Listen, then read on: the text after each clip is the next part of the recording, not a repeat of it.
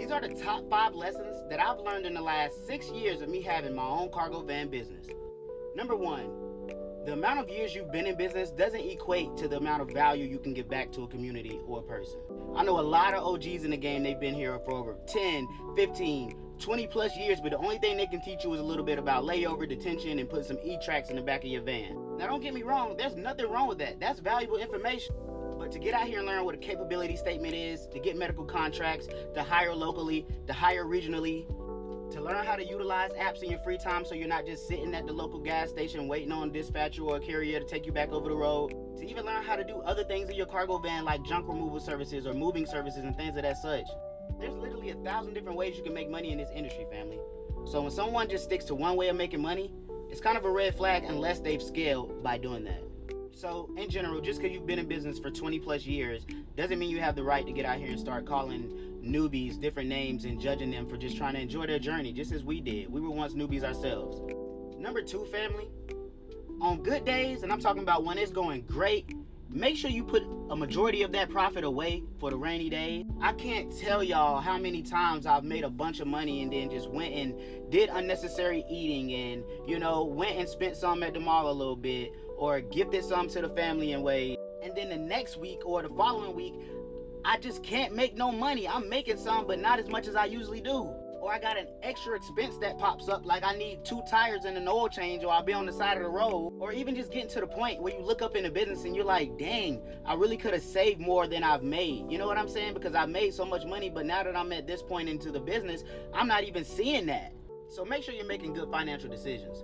Number 3, family, when you're scaling in this business, taking your business to the next level, do not, and I repeat, do not give yourself time to procrastinate.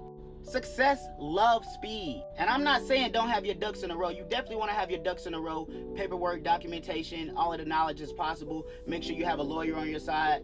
But we're all getting older day after day. We getting slower day after day. You know what I'm saying? Like, our bodies ain't the same they used to. Our minds ain't the same as they used to be.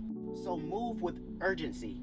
Number 4, family, and I really had to learn this at first, especially after my first 2 or 3 years of being in the business, but that's learn every field, every aspect of the game, of the industry as possible. Why limit yourself?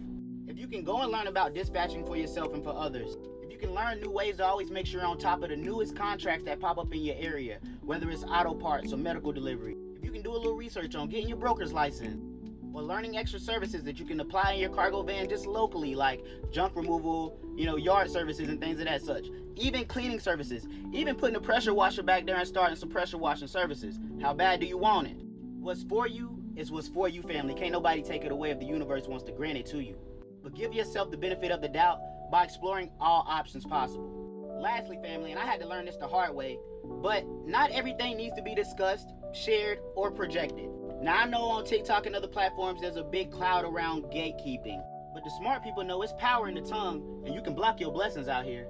Like, for example, 4 years ago, there was a new contract that was coming up, right? And I was in the middle of talking to a cargo van owner-operator about this contract before I had even applied, etc. I had just saw it and I saved it in my favorite. I'm telling them about the contract, I'm telling them where to go ahead and apply for it and things of that such. So turns out, we ended up not talking for a couple of weeks, and I see him over the road at the gas station, and I stop and I talk to him like, hey, so how's it going out here?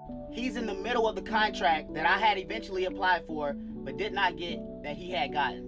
Now, granted, I did a good deed. I paid it forward. And who knows, he could have had a better driving record than me at the time. It's the little things. But also, sometimes I just wonder, what if I hadn't have told him, would I have been the driver that would have been the priority?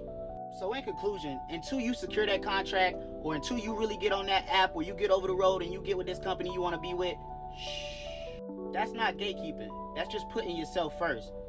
So family, listen, without a doubt, if this information has helped you in any type of way, right, and I've been a help to you in any type of way, shoot me a follow. As a matter of fact, take it a step further and go subscribe to the YouTube channel. I'm out.